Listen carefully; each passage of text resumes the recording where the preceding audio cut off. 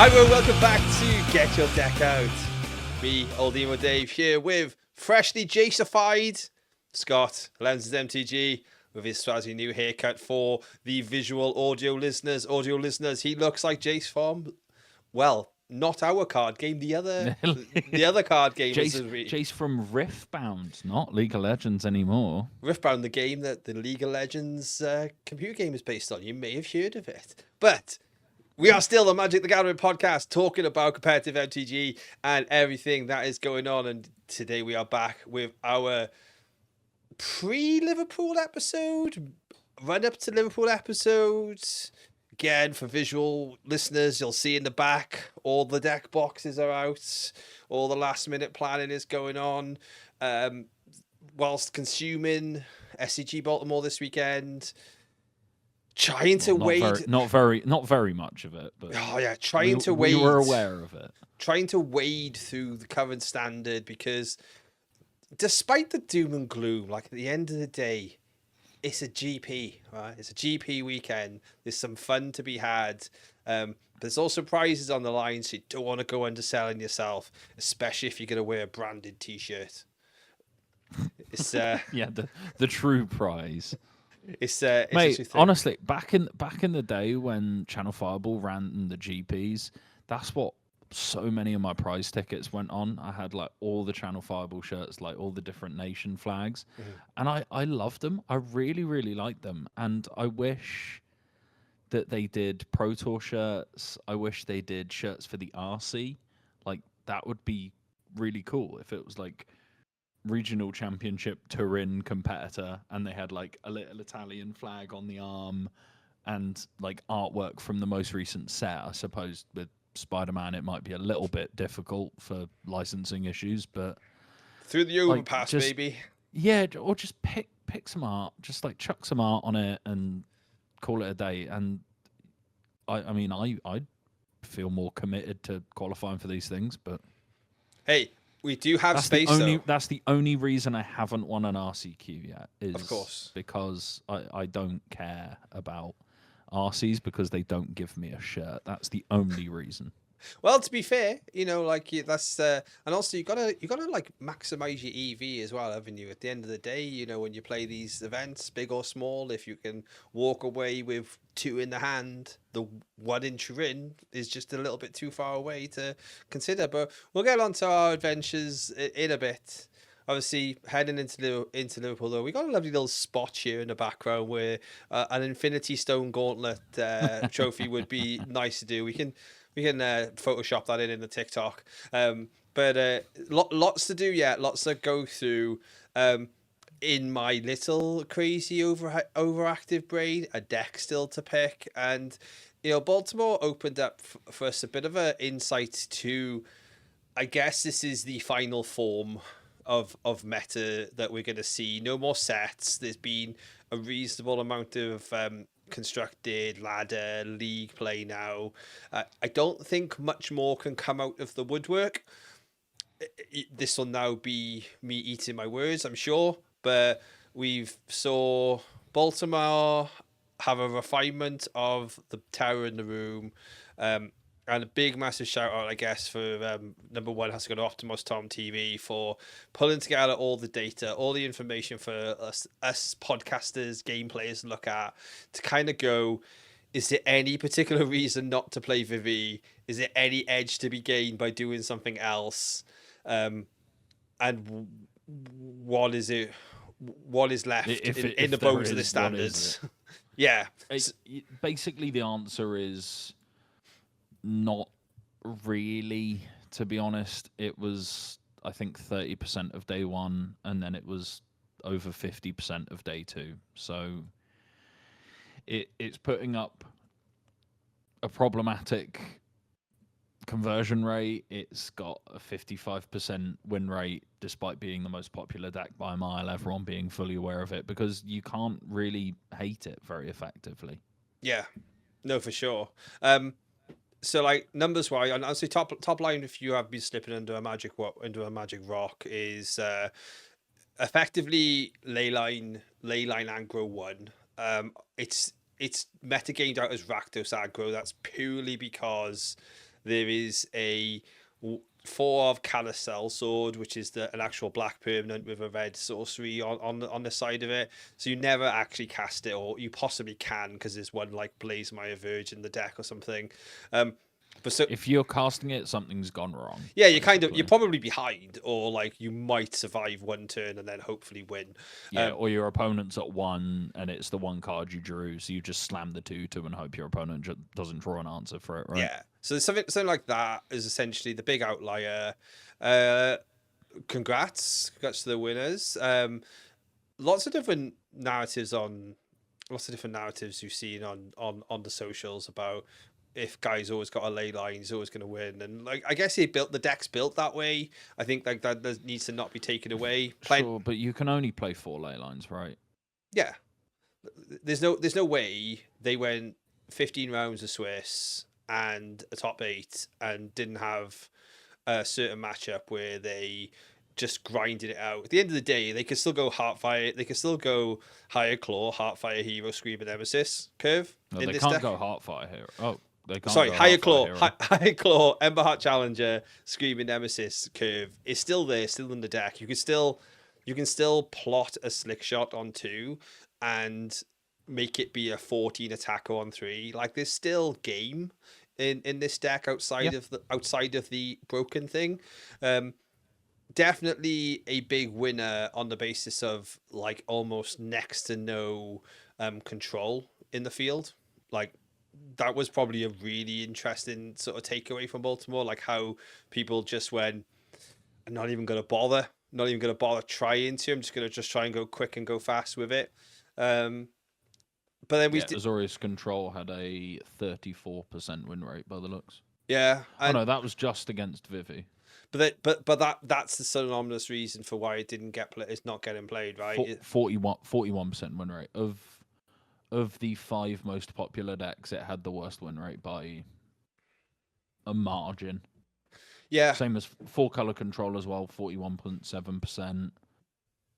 Jeskai control 47.9. I assume that's like a Shiko Dragons deck, which makes slightly more sense to me, but yeah, the Shiko Dragon decks had a resurgence, and I think it's kind of like a little bit on the classic of it may not beat Vivi, but it trounces everything else. So, like, if you can just get if you can just take your losses in the right end of the bracket, you've got like a 70% win rate against everything else.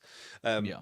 Which I'm not even sure at this event you could do the whole like, oh, I lost my first 2 rounds, but that's okay, so I won't play Vivi. No, because you'll see the mirrors. There was so much Vivi that you're going to see it everywhere from 0-4 to 4-0. Yeah, for sure. Because people are going to play the mirror twice and go 0-2, right? So exactly. That's the big error. The big error. And then you play against someone who has Leyline of Resonance in their deck, and they play 2 of them on turn 1, 2 games in a row, and you just lose. Like, yeah, that's just the way it be sometimes. Pixie deck's pretty much falling off the radar.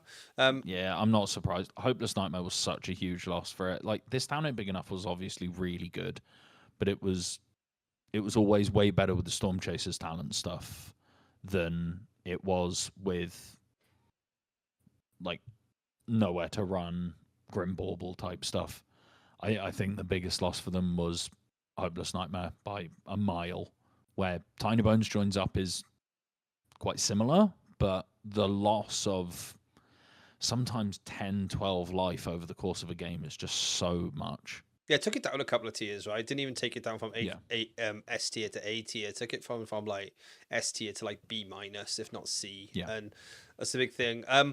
The 47 lost souls in the room who still bring into me a mid range for all this as well. I think they're the people who we need to give the better help referral code to. Not too sure if it's just because you really love your Kaito. It's just Kaito's fun and the card is good, but you're just surrounding it with just some of the most rancid cards where you're playing like 2 mana counter unless they pay 2. Like, Quench is not playable anymore, and I don't care if there's other text on the card; it never comes up, and you just can't beat Vivi with it. Yeah, and then you got What I thought was kind of, well, I suppose I say a low number. It's like 4.5% meta share, so 5% of a field with the Sultai reanimated deck. It didn't really clock in a win rate, which I guess, I don't know, new deck, not refined, Got kind. absolutely clarted by Cauldron all weekend as well. Yeah, not necessarily. It's Like just beat up on Mono Red, beat up on Demir, beat up on Control. yeah. Everything else has a small sample size, but it was 33% into Vivi, which I'm not sleeving that deck up. And then just our call out, which obviously is the main part of the discussion, is Simic aggro being the only thing that we can say is an outlier and an interesting pickup into the field. Bit the deck built around sticking a 1-drop and ramp into turn 3 and getting an aura Boroi down and just being huge and being Just massive. guys being dudes. Guys being basically. dudes, being big dudes, just doing the job.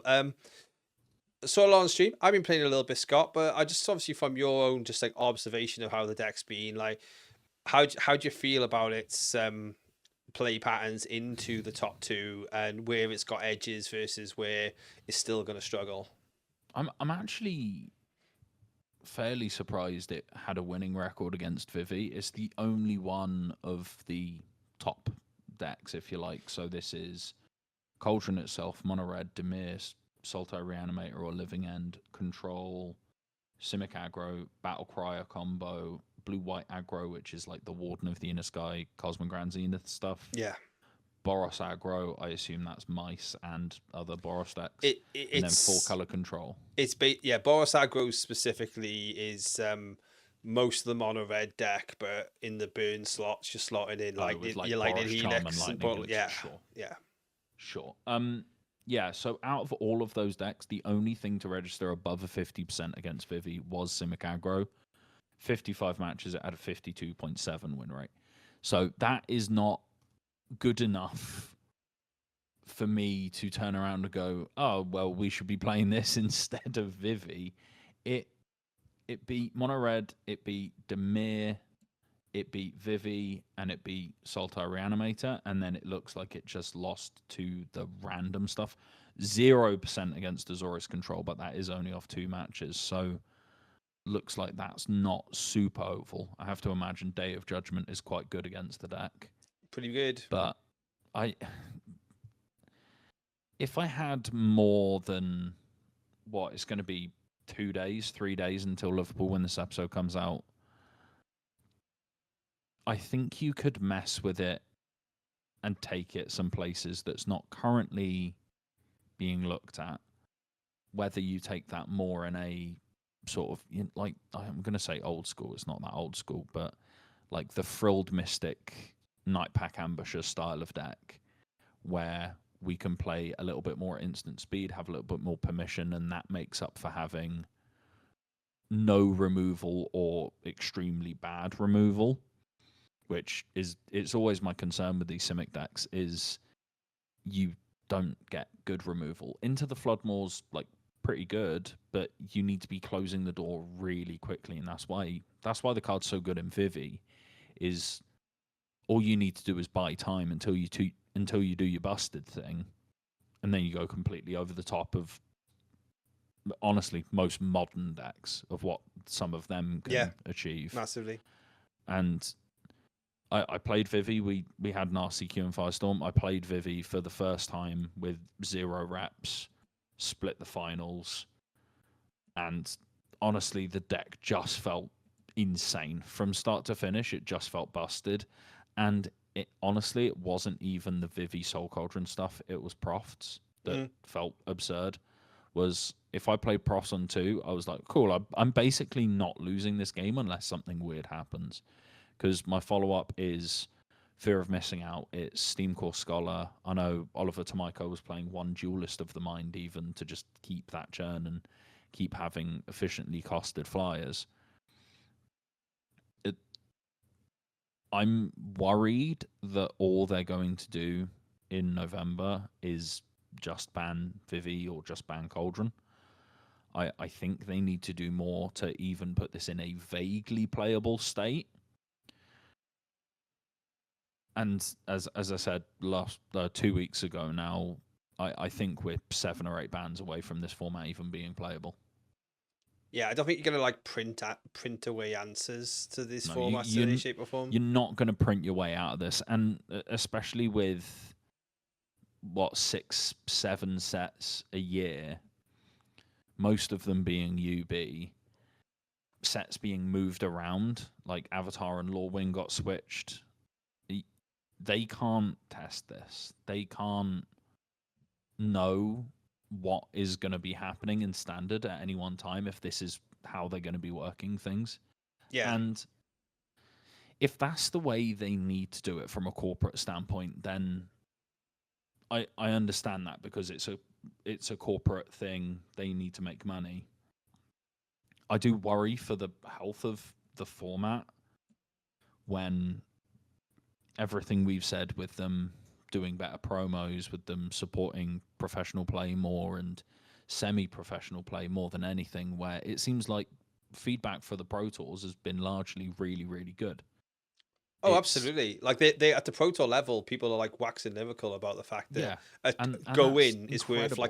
worth a month's salary. Like people are happy with it, and that's incredible. Cool. And they need to keep doing that.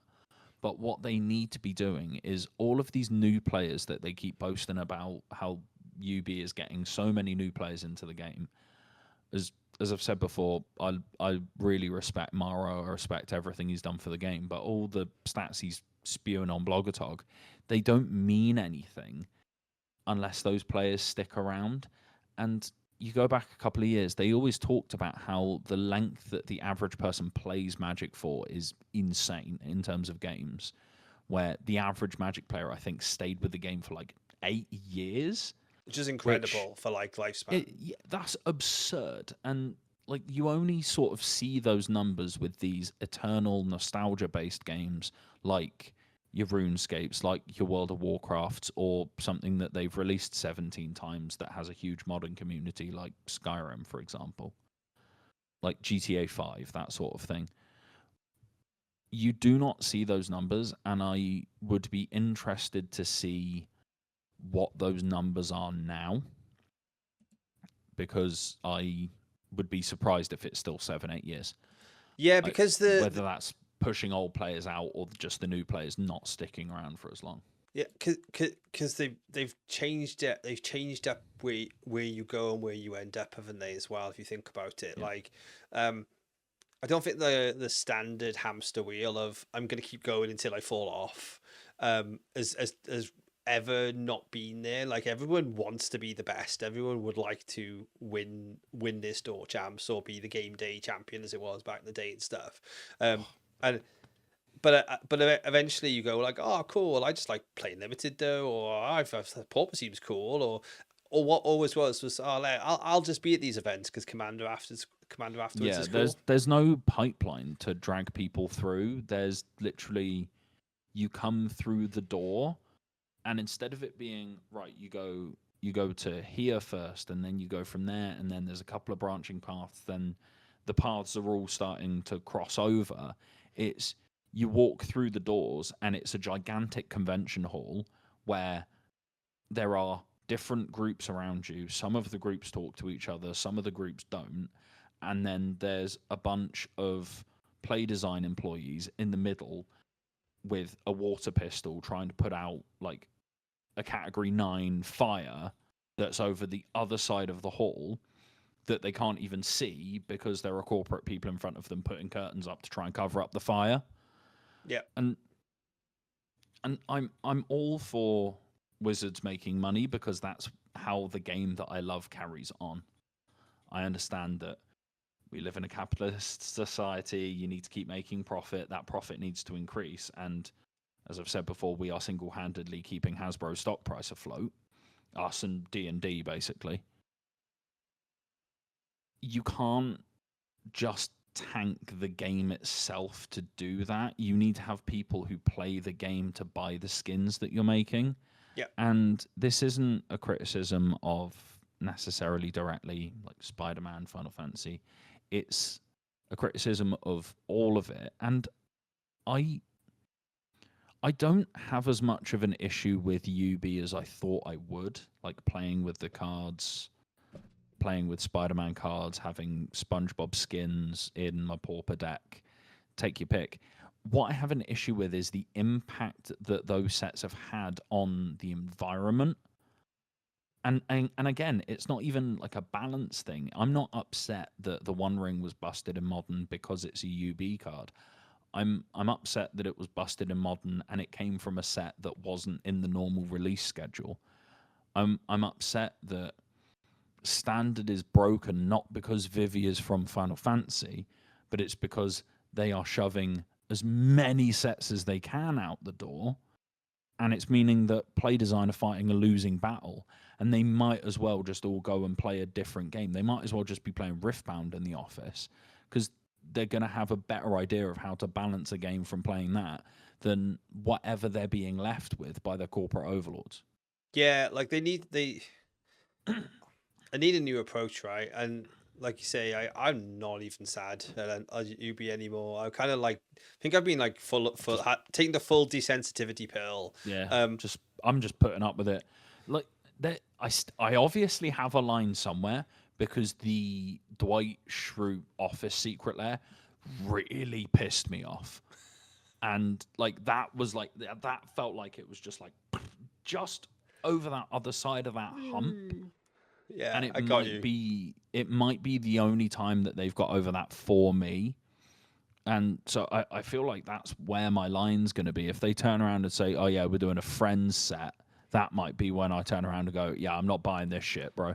But the K-pop Demon Hunters, you hit him by in a second and a half. Well, I'm not, because I'm not 12 years old, so I don't know fully what K-pop Demon Hunters even is. I just know that the songs are all over TikTok. Not my TikTok. That is mostly reserved for cats that look like they're possessed and dogs retching. But my partner assures me that K-pop Demon Hunters is all over TikTok and is very popular. Also, as well, if you are on K-pop Demon Hunter TikTok, you might want to be on Get Your Deck Out TikTok, which you can now find us if you do go and search the Get Your Deck Out handle. We're there on TikTok, Instagram as well. We'll try to stick all these like cool bits on the podcast out. I will clearly now put Scott in some kind of K-pop anime purely for the algorithm so that we can get there. But that's the only bit of Golden that I know. That is the extent of my knowledge. I have a 10-year-old child. It's my wake up call in the morning. She comes downstairs and she just goes to bed singing "This is what it is." But could be worse, mate. You could wake up to me listening to Wage War at 6 a.m. trying to get myself pumped up for the day. Well, pumped up is what we were this time last week, or like for people context, heading into Tuesday, we had the little teaser off Blake from Wizards to say it's gonna be an announcement off Mr. Jensen himself, Hugh Jensen, about Premier Play or competitive play, alongside Commander announcement. The internet has been a hot garbage fire of where the hell is Pioneer, Rip Pioneer, what's going on, why aren't we seeing the format back? In fact, what's happening with formats past March, because none of us know yet. So we all thought, okay, cool, you're building this up, looking forward, we're going to sit down, we're going to see some kind of announcement. We did see a different announcement, a good announcement, but the whole thing is, I think the actual announcement ended up actually being more exciting than the announcement. Because for a 1 hour long This Week in Magic, 60 card play got about approximately 4.5 minutes. And then we had to listen to Gavin talk about brackets for the next 55. It's not even 60 card play, pal. It's 40 card play. Yeah, actually, in this particular case, yeah, it's specifically 40 card play. So we didn't even get a mention, bruv. The comments and the chat was a hot garbage fire, and it always is. But you know, whenever I watch like Pro Tour coverage, I just turn the chat off. But you know, it's just horrific. But you know, when a chat is proper angry is when it's not actually memes, where it's just a straight up, "Are you serious?" question mark. Like that's the point where people are actually sitting there and they're not even like memeing. They're like, "I genuinely didn't think you wouldn't acknowledge this. I genuinely thought even if you didn't have anything to say, you'd bring it up. But they Yeah. just came with this whole, let's drop a $500,000 qualifiable tournament on you. I'll be honest, Huey, it looks very much like the Get Your Deck Out Invitational. We'll check in the post, please, for the format that you followed up with. Again, if you want to take part in ours, it's on January the 4th. Following all of our socials, we will find out about all the qualifiers. We had the first 4 people qualify this weekend. So again, like, shout out to all of the boys, everybody who's grinding for that. It's really cool. Limited needs a shot in the arm. I think again, no, you shot it right in the top of the temple. You shot it where the 1% exist, like the people who are like traveling to all these events and are very, very good at the game. And okay, great, love that. You gotta do something about drafts firing in stores, because we look after our local game stores, organized play, and I just looked at the next 3 months. I didn't put a single draft event in the next 3 months because there's no call for it. Even with 4 players, you ain't firing a Spider-Man draft. Yeah, but there's no call. There's no call for a draft night because Commander's so sought after, so easy. The cost has spiraled. Like, great if you want to push limited, but again, really have to rethink like how people are coming in the door, what they're playing for. Like, give the stores are going to need, like, for example, I know the draft night box is coming out. It's basically enough to draft for 4 people with a collector booster. Cool idea. I think you're going to need to give stores like a whole box of collector boosters to be like the grand prize of draft or something. I love it. Stores will just turn around and sell the box and not run draft. I love the concept. It was just a very muted. I think you're addressing the wrong things with the wrong. It's a bit like sort of having a bazooka, but for like a kangaroo or something. Like, this is gonna get the kangaroo, but you didn't need to shoot it with this. Like, you need. No, it could be a Gatling gun for an emu, but if you know your history, David, the emus actually won that war. It's a good step. It's do more, support limited, support draft, do more, continue to do more. We need stuff of this level for standard. We need it for modern. Hell, look at how popular pre-modern is.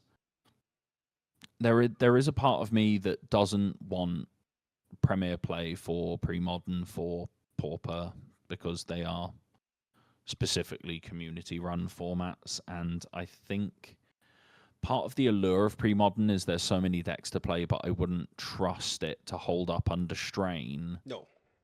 If you gave it to Team CFB or Team Handshake, because they break it in half. It's also uneconomical, right? Like, it's not commercially viable. It's not commercially viable. Same way with Pauper. Pauper's not commercially viable because you don't want people to just only be buying commons. You do want them to be chasing rares, like that. Yeah, that's. They need to just be supporting tournaments better, and this is great. Like, do a limited tournament, that's great. But as you said, it's the LGS level is where it's suffering. And yeah, I know Spotlight Series attendance has been down for the last couple, but that's because the standard format is dog shit. If you ran a modern Spotlight Series as they did, and I think it had like pretty high player numbers. If you did one for Pioneer at this point, it would probably pull 1,000 just for people wanting to play it. Nostalgia. Just be like, people... Which upsets me that Pioneer could be nostalgic at this point. But as you said, it's stuff at the game store that needs help more than anything. Make the Store Champs promos, Urza Sagas. Why are they not? Why is the next... Well, we don't even have a Store Championships for Avatar because screw you, it's Christmas time, buy our products, don't play our game, and shut your mouth. Yep. But why can't I go and play an LGS in my Christmas jumper to try and win a Mox Opal? Why can't I go and play there, even if like it was like a Quantum Riddler? If you want it to be a standard card, if you don't want to do the Urza Saga Void Winnower thing, and you just want it to be standard cards, there are enough cards in standard that are worth money. Like the Slickshot Show-Offs, not an expensive card, like €4 or €5. Yep. That's cool. I have a playset of top 8 Firestorm games stamped ones. I'm now happy. If I ever play Prowess in Modern again, then I know what I can sleeve up with. And that's cool. I can represent my LGS if I go to an RC, if I end up flying somewhere on holiday and playing a Magic tournament. They'll go, oh, Firestorm Games, cool. Like, is that your local store? And I go, yeah, it's in Cardiff. It's one of the best stores in the southwest of the UK. Like, and then we have what happened with the Mega Modern, where we have people traveling in and they come to the store and go, oh, this store's like really nice. And then they go, oh, well, if we ever come back, we're definitely coming back here. And like we've had people who are on tour with their band come down for a modern night. And that is a extremely weird experience for me as a TO to go like, oh, like, I haven't seen your face before. Like, hi, I'm Scott. Like, I'm your TO, and introduce myself. Like, oh, like, how come you're with us on a Thursday night? And they're like, oh yeah, my band's got a gig in Bristol tomorrow, and I was in the hotel board and just scrolling on Wizards Locator or like looking That's on great. Facebook or whatever, and then they just rocked up for the modern night. And that's what Magic's about. That's the gathering. That's the gathering part of it, not Magic, the fucking Spider-Maning or Teeny Mutant Nurtling or whatever. I don't care what that looks like in the short term. We can deal with that when we get to it. In the short term, they need to give more support to LGSs, and they need to give more support to the players that are coming into the game thinking, right, how can I play this? Look at the Pokemon VGC. Like, they've got a game specifically for battling coming out, and you maximize it by playing the game, and it seems to be that you can get like team compositions together in a reasonable time frame. It's not Arena where you have to grind for 6 months and you're like, cool, I've got 8 rare wild cards. What card can I craft? Oh, I'll craft it. Oh, it's rotated. Shit. Yeah, I stay relatively minorly invested in what's going on in the world of Pokemon. Like, just keep an eye on a good deck, top deck. Don't even buy any of the product really. But because at one point I pretty much went to an old geek retreat and went, how much for all of those code cards? And they went, £1, which is about 40 code cards. Got me like in the economy of stuff. Like, I can always kind of just keep playing the game, and like, yeah, the game kind of, I kind of still keep invested, and I kind of Yeah, still if keep. it's not the TCG, it's the video game. If it's not the video game, it's Riftbound. Like, Magic do not have the monopoly on this space that they once did. Yeah. When 20 years ago, it was basically this, the first inceptions of the Pokemon trading card game and Yu-Gi-Oh! That was basically it. There were a couple of other small ones bouncing around, but nothing with the staying power or the allure of Magic. And that's why it was at the top for so long. But now in the modern day, we've got Final Fantasy, we've got Weishwartz, One Piece, Riftbound's coming out, Lorcana, Pokemon, take your pick. There's plenty of other games that people can spend their evenings playing, and they need to drag people in. And I think that's like this sort of the lesson to be learned, and the lesson to be thought about that space here is whereas Magic have kind of like gone, let's go and land grab, let's go and grab all of these universes from beyond and bring them within, and let's create ourselves in a more mainstream space. No problem with that. We've got to remember what everyone else is doing, and specifically like these digital first platforms. And Disney, I suppose, is not digital first, but like, I guess like they've not had a space to be yet. They're going, collectibles is a thing that adults spend money on. Let's go and just go into that space because it's not protected. It's not in a hermetically sealed ball. It's not untouchable, because you've like, the break glass is got broken when we went out there to the universe and tried to bring everyone else back in. And it's kind of like the warning shot that I would probably check out there to any sort of like play design or thought pieces, that no one wants to not play Magic, but everyone else is making it so attractive to play everything else, that you need to be aware that at some point has a breaking point for everyone. And that's happening at the local level. That's not how well they're doing with RCs. That's not how well they're doing with Pro Tours. None of that's relevant. And we just and even just down to sort of like the game coming out with Riftbound being there, and definitely sort of keeping a couple of eyes open on that. We just saw, if you haven't actually seen it, listen to this. There's the Profs just did a video with Covert Go Blue, Amy Amazonian, and Scara. It was basically Riftbound. It was the 4-player version. It looked really fun. It looked really interactive. It looked like it had the ability to be quick, but also quite decisive and skillful. And I could also see how like almost like 4-player, 1-player play, so 1v1 play sort of like overlap each other. I was like, and they looked like they were having a great time. They were having a great time. That's part of the video, right? Is when we released the first episode of Power Creep, we made it look like I was having a great time losing to Vivi, but but I'm sure it's a fun game. Like, there's no way they design a game that's not fun, and I know that there's been some pretty big names involved in designing it, and it's backed by the mega corp that is Tencent as well. So, but it's not exclusive. What we say, the space isn't exclusively Magic's, and that's what we have to sort of be there. They have to sort of take on board here. Is we've had the pipe. It's been there. We've had everything coming down the pipe, and we've hermetically taken it. Careful about doing that. Hey, when you're talking about hermetically taking things, David. Hey, the visual viewers, if you're there, you can timestamp it all you want.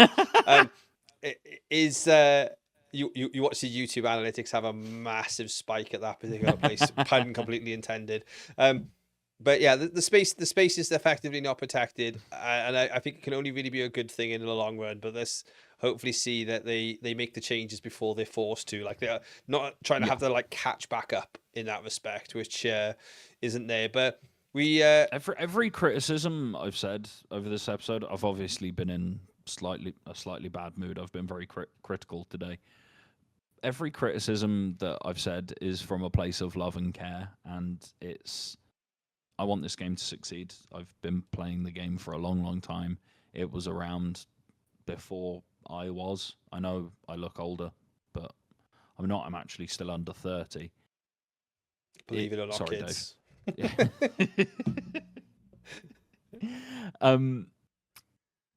Yeah, my hairline's saying I've got kids, but my wallet's saying I don't, so it's okay. Well, it comes from a place of love and care, and I just want this thing to succeed, and I want more people to play the game. Well, I wasn't still under 30 when the Shocklands were fully last back in standard. I was probably not under 35. That's even scarier. But Guilds of Ravnica was what, 2018, something like that. Oh yes, just about. Yeah, we creep in, but we are looking at a likelihood that it was October 5th, 2018. Yeah, I still would have been 35. So we do get Avatar spoilers effectively as this episode comes out. So you are seeing all that on the shorts feed and sort of all the excitement of the build up there. I'd like Avatar to be pretty decent set. I think it's got an opportunity to be. It's always is expected to be there. Just print fun random shit. Just print random build around stuff. At this point, as I said, you can't test standard. Just throw fun shit. Print some fun cards. Be ready to ban liberally. But more ban windows. But Lorwyn will be out, which means we can also... Sorry, Avatar will be out, which means we can also happily just talk about how Lorwyn's not that far away. The majority of LGSs have a big old shutdown over Christmas as well. I say a shutdown like an organised play shutdown. So with the way that the timing of all these sets come out, believe that they'll not even be there'll be 4 to 5 weeks max of F&Ms to people before Christmas, and then 1 week of F&Ms after Christmas. So I don't think we're even going to personally acknowledge there to be a Avatar season for standard in sort of our there's not going to be a lot, if any, of Premier play to speak of. We're not going to be able to look at many results with just Avatar cards, and then we're going to be into Lorwyn World, which The other 5 shocklands by themselves is going to meaningfully change a lot. Yeah, shocks and these likely evoke elementals are going to change a lot. I guess there's a bit of a problem coming with that. The standard rotation year will change, so they won't be this January, but the following January. That's the biggest issue with them flipping Avatar and Lorwyn around, is the current lopsided mana bases we've got, because we've only got 5 shocklands. We're going to have the opposite in 3 years.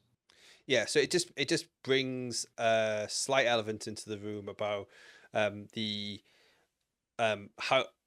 do you keep up this ban window balance exploitation. I think this current one, which I think they've died on a hill on purpose so that they minimize embarrassment. I will still hold. Well, I'll still hold out hope. Right, they completely nuke it. They say this is it. We now ban every Monday if we need to, and I think we'll all be okay with that. It depends what standpoint you're coming from, right? Where it feels like they've bitten their nose off to spite their face with this in particular, because everyone can tell Vivi's going, and everyone can tell that Vivi's a problem and it needs to go. So I don't understand why they don't have these organized ban windows for more regular curating of the format, and that's ban stuff more often. If you can play with cards for 3 months, that's not bad. It's not as good as 3 years, obviously, but the rest of your deck's not going away. And with how many cards we've got in Standard, one part of that is the burden of replacement on cards is actually pretty reasonable. They banned Heartfire Hero, so Mono Red just moved to the next best one, drop in Burnout Astronaut. Yep. If they ban Hired Claw, you can just play Grease Wrench Goblin. Is it worse? Yeah. Is it that much worse? No. It's not like you're playing a Jackal Pup in the Year of Our Lord 2025. Jackal Pup being the Lord, obviously. But you even see a few cards on the line. You got like Stadium Headliner is like very playable, and just ban all the shit that you missed on, and let us figure out the rest. Pre-modern has figured itself out into a wonderfully fun format. It is balanced as all hell, and it self-corrects. If something gets too popular, then the format self-corrects. When they need to take action is when things can't or won't self-correct. Well, I think they've already solved their problem in my opinion. They've obviously announced the top level competitive play for like the next year. Just align the Monday after as being or the week Monday after if they really want to have a conference call beforehand, or even not the Monday, just say the Tuesday, right? They've got like they got like Weekend Magic on. No, don't make us delay our recording day anymore. Just basically say, like, for example, Spotlight Series Avatar and also Leon is January 9th to the 11th. Just say we're banning on the 12th. And if we don't ban on the 12th of Jan, we're gonna wait until February 9th, which will be after Magic Spotlight Eclipsed. And it's like just line it up with all of these so that everyone's always got that, right, I can buy a deck for the next big tournament and I'll be okay. That's people's only feel bads, isn't it? At the end of the day, the feel bad is the big tournament. The people that don't pay attention to tournament results are generally not going to be the people playing Vivi Cauldron at your LGS. No.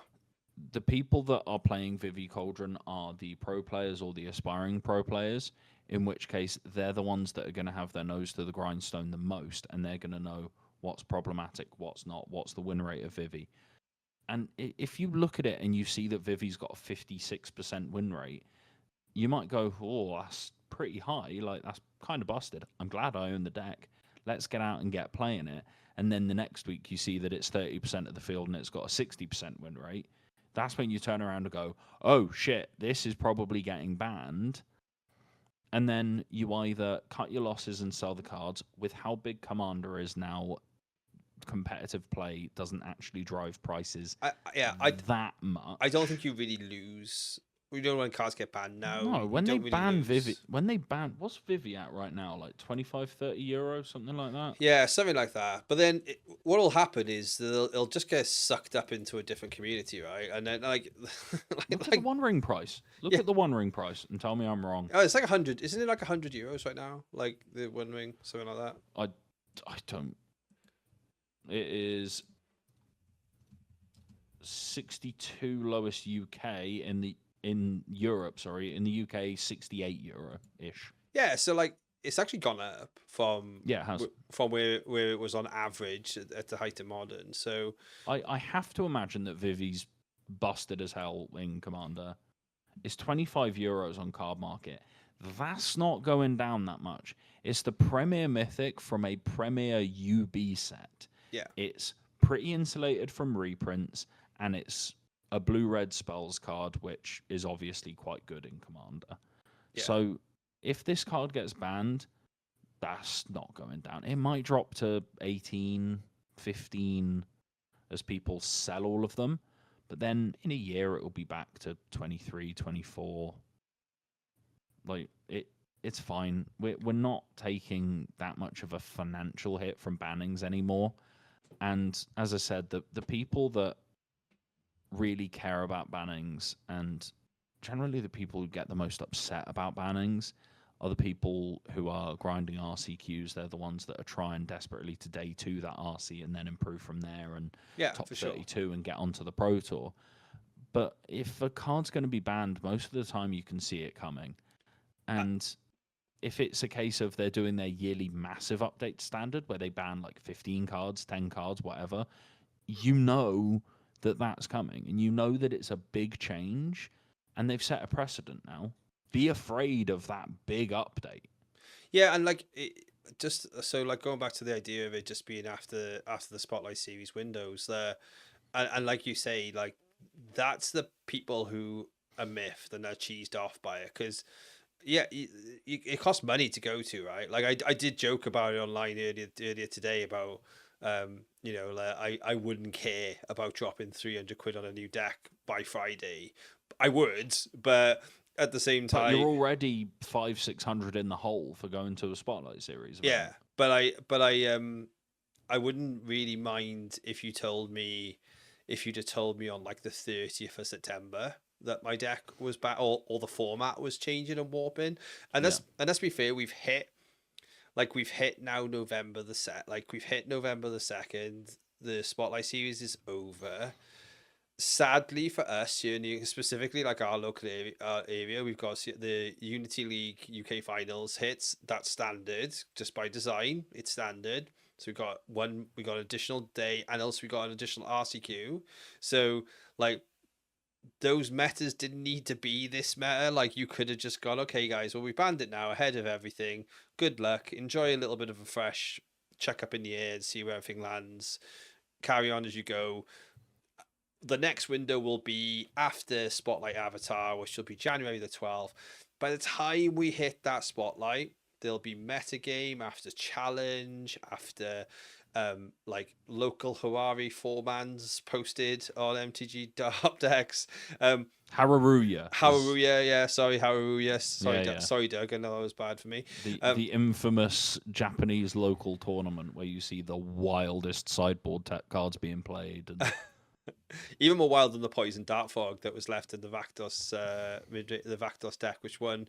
But we all know that was a meme. But yeah, the mascot himself.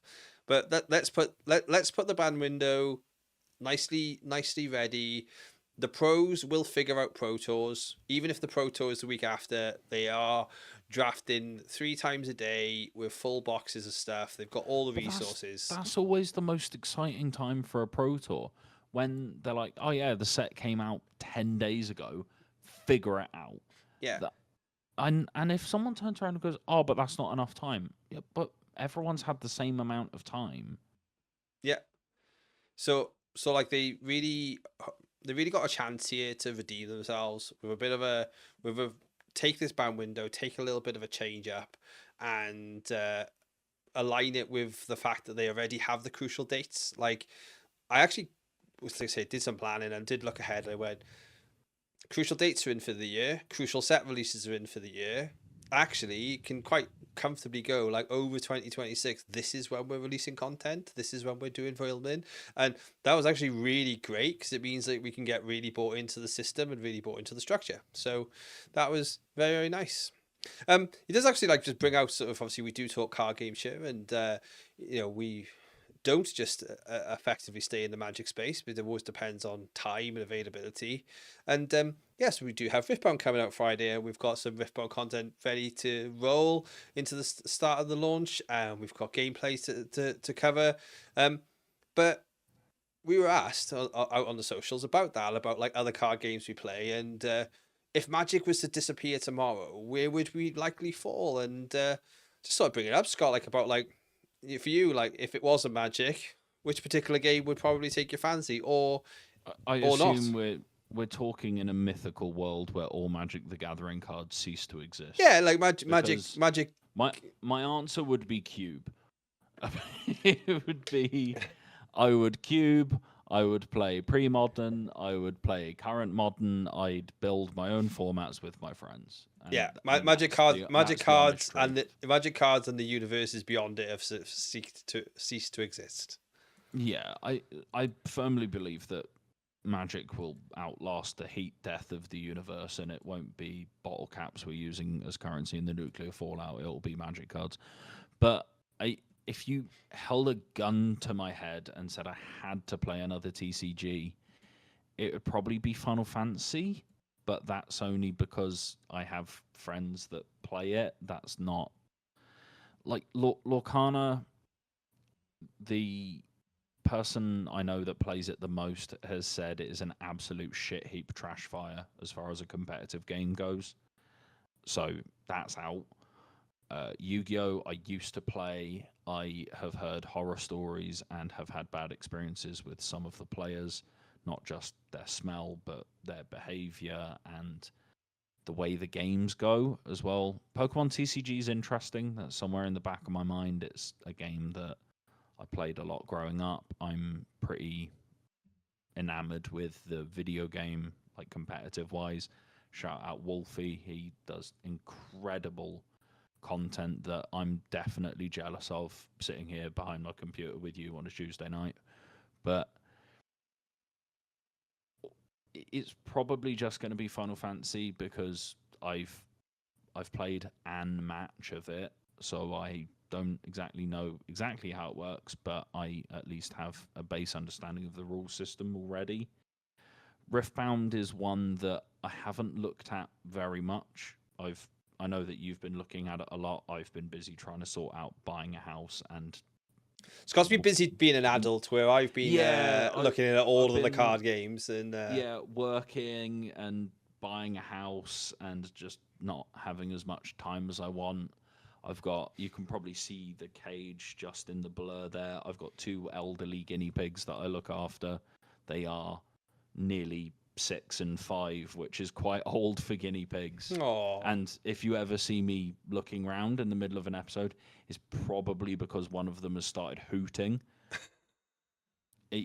I've just not got a lot of time for this stuff compared to when I was 18 and in uni and not attending lectures and basically living in an LGS. But yeah, probably Final Fantasy, Riftbound, maybe, but again, I'd need to sit and look at it. I can't wait for any videos that you end up doing, Dave, because I'll definitely be watching them. I'll be the viewer that day. Yeah, so I think I'm definitely very interested on the overlap of the game, the game provides. It's definitely got magicisms about it. They've done a very deliberate thing of let's be exactly the same thing but with completely different verbiage. So for anyone who might have seen it so far, the whole untap, upkeep, draw element, because they basically called it ABCD. So it's like awaken, begin, channel, draw. So as a game, the unique element is that you get mana every or ruins as they call it every turn.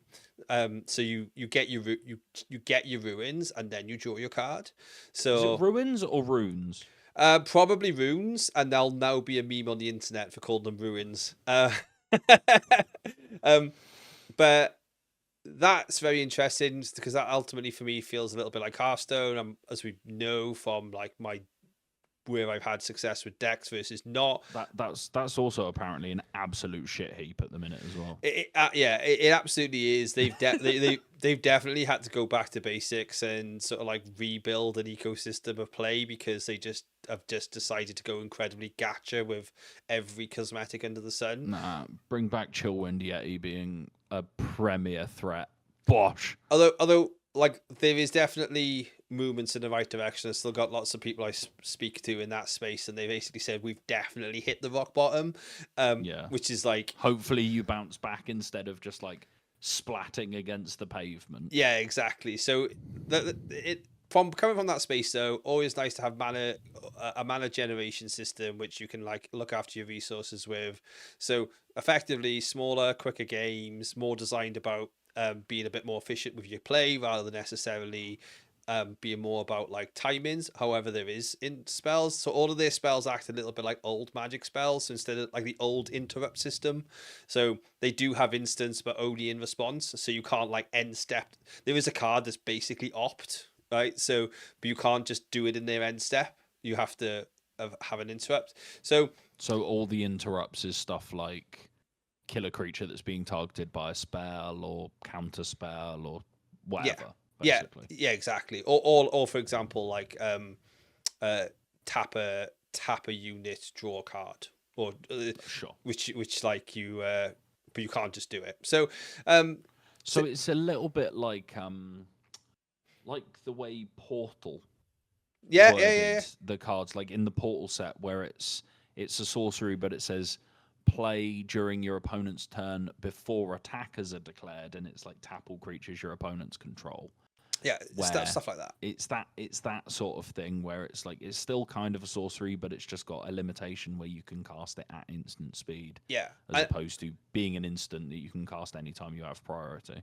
And the runes that you put in your deck are based upon your champ. So you have like effectively, to like call it a commander, you have like a color identity, which is to say it's blue. It's like red and orange. Now that's the color of your runes, but the only time the color matters is on ability for cards. So like something will cost 4 ruins, but it could be any color. But like it might have a cost attached that you got to pay for, but then you got to shuffle 2 orange ruins back into your deck. So okay, sure. So like you kind of like have to screw yourself to do the powerful thing and stuff like that. Sort of like was it Exhaust in Hearthstone where it like broke your mana crystal? Yeah. Basically destroy mana crystal, lock a mana crystal, stuff like that. So yeah, interested. It's going to be definitely something we'll cover. We've got a lot of friends locally who's looking to play. And we'll see how the game develops. Definitely play that. I think though, with that not being around, I definitely would have been a Pokemon person again, because it's just such a do your thing, pass, set yourself up for the best situation. Is very good at those type of games. Lorcana always kind of like drifts into my year. We have a couple of local people, as you say. You got friends, I got friends who go, come play Lorcana. It's free wins. No one knows what they're doing. But that doesn't appeal to me. Yeah, I just kind of want a little bit more, I think. Although I would give them credit, their organized play system does give good rewards, surprise, good promos, surprise, which means going to locals, it's got good value, surprise. So lots of lessons that could be taken. I wish they did that for us more, but there we are. Exactly. So that's sort of like where we'd say one which has never really sort of like taken my fancy has been like the flesh and bread side of things. I see it, I hear it, I know that there's good things to be said. Just doesn't hit the right purse strings for me. That sounds like the one outlier that, by and large, everything I hear about it is positive, and I know that Brian Gottlieb, who is a former Magic pro, did a podcast with Jerry Thompson, all of that. He basically moved to New Zealand to then work on Flesh and Blood, and that was when they were like not long starting out, and it seems to be not thriving necessarily, because I do go weeks without remembering it exists, but it seems to just be chugging along. It's just doing its thing. They've got their pro play system. They've got their, I'd say, local system, but we don't have too many Flesh and Blood players locally. That's just geographically, we just haven't got the scene. That happens sometimes, where we've been really fortunate that we've got a local legacy scene. We've got a local modern scene in terms of Magic. Plenty of places don't play Pauper. Plenty of places don't play Standard or Modern or, God forbid, Legacy. But we just happen to have probably 40% of all the Legacy legal cards in Pretty the UK much. in the hands of a local player from Swansea.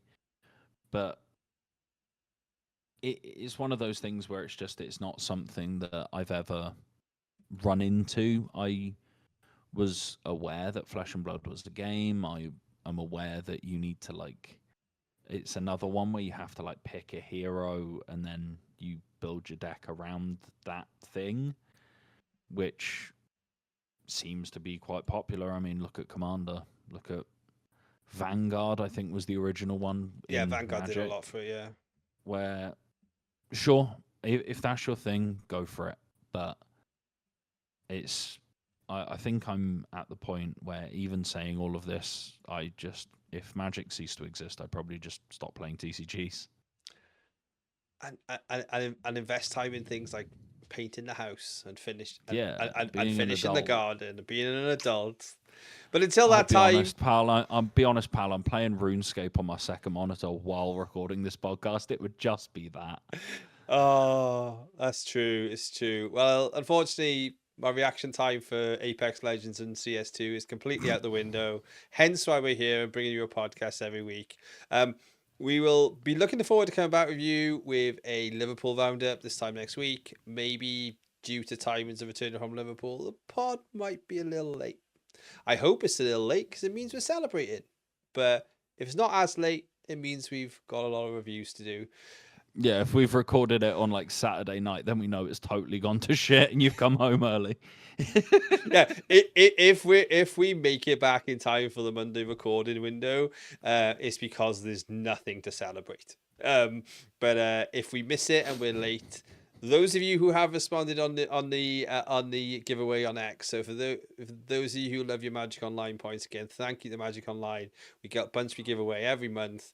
Go see and give me a deck suggestion. What are the 5 who I'm going to randomly pick? And to be honest, I'm just going to pick if you give me a cool answer. Not only are you getting 120 play points, but you're also getting a share of the 10% of my winnings from the main event, because there will be winnings. He says like that in the main event. Go along. Send Dave your PayPal address and he will send you £12 goods and services. Well, for when he gets to 64th place.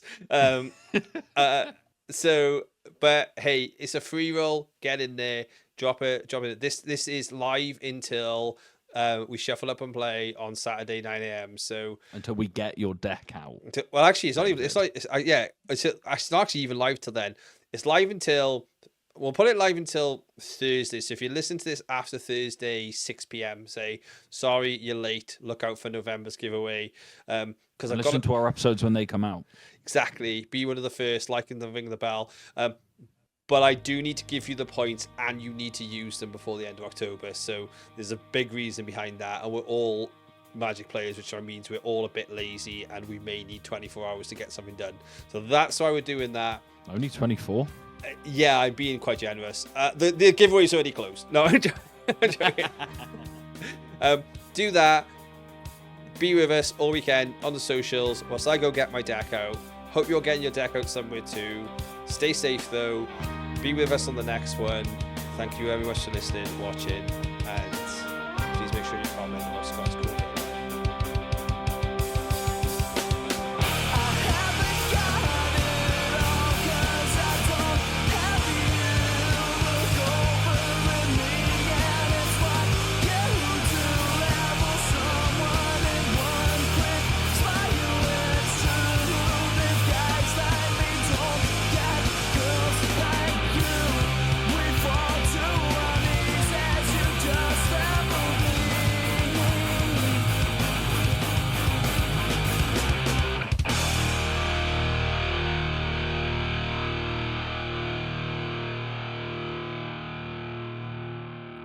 Dave's lack thereof of hairline. He's not got a hairline, he's got a hair oval.